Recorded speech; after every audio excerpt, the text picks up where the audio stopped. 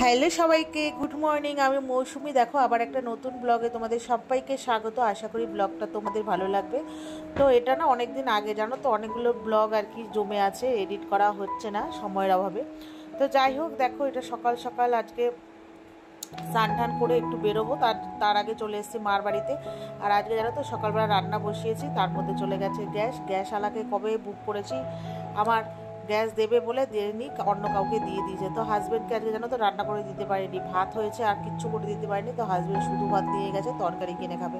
তো আজকে না মনটা এতটাই খারাপ, মানে কি আর বলবো। তো যাই হোক, তো বুঝতেই পারছো পাশে মার বাড়ি থাকায় কতটা সুবিধা। তো মার বাড়িতে এসে বেগুন ভাজা রুটি খেলাম তরকারি দিয়ে। তো তারপরে হচ্ছে মেয়ের জন্য নিয়ে এসেছি।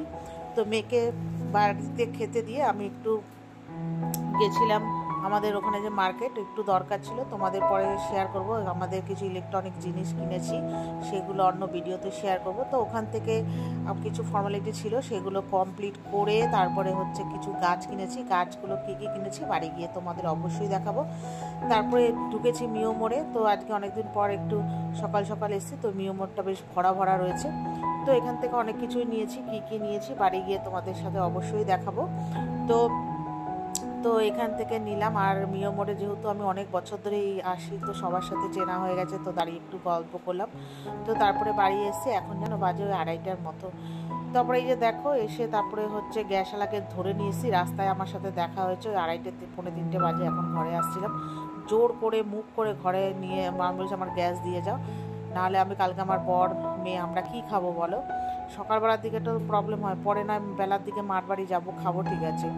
তো যাই হোক, তারপরে এখানে মিয়মোর থেকে এনেছি, দেখো কি কি কেক এনেছি মার বাড়িতে দেবো আমার নিজেদের জন্য, প্যাটিস, তারপরে বার্গার, আর এনেছি চিকেন ক্রিমি রোল। তারপরে তো ওগুলো করে রেখে টেকে সব কিছু গুছিয়ে চলে গেছি মার বাড়িতে। তো মার বাড়ি থেকে মেয়ের ছিল পড়া, ভাই দিয়ে এসছে। তো আসার সময় নিয়ে এসেছিলাম মোগলাই আর একটু পকোড়া। তারপরে ওই যে আমার মেয়ে আগের দিন আছে স্কুল থেকে, ওই তোমার ওই যে কিসের ওই তোমার র্যামেন কিনে নিয়ে এসছে, ওটা খাবে। আমি বললাম মোগলাইটা এনেছি, খা। তো আজকে জানো তো বৃষ্টিও হচ্ছিলো, মেয়েকে যখন আনতে যাচ্ছি ওই 8:30 9টার দিকে হবে। তো দৌড়ে দৌড়ে নিয়ে এসছি।